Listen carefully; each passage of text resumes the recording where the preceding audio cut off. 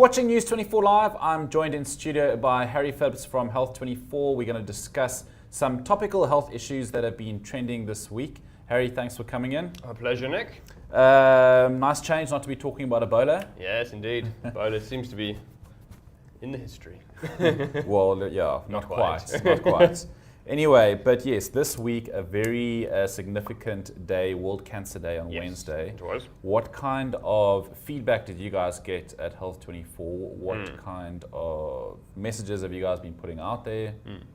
So cancer, every World Cancer Day is a story of good news and bad news. So the good news is people are getting more on top of the disease, detection's picking up, the survival rates are always increasing. The bad news is it is still a huge cause of death in South Africa. The stats came out that 1 in 4 South Africans will either have cancer or have cancer in a close family member. And the new diagnoses are in the hundreds of thousands a year. So it's a massive disease. The takeaways really were to improve detection rates, increasingly by not just community initiatives to detect it in more rural communities, but also self-tests, particularly things like breast cancer. They can really be picked up first by you at home. So they really want people to sort of take control of it themselves.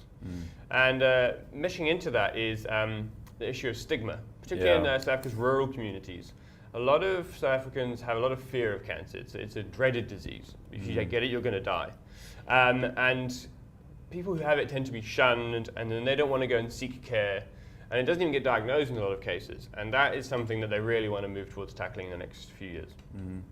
Of the different types of cancer in South Africa, which are the sort of most prominent ones? Which are the types of cancer which I guess your readers are probably been giving you the most feedback on? There's a lot of breast cancer, a lot of lung cancer, and those are two sort of lifestyle-y ones, particular things like alcohol, smoking, and not enough exercise can come into those.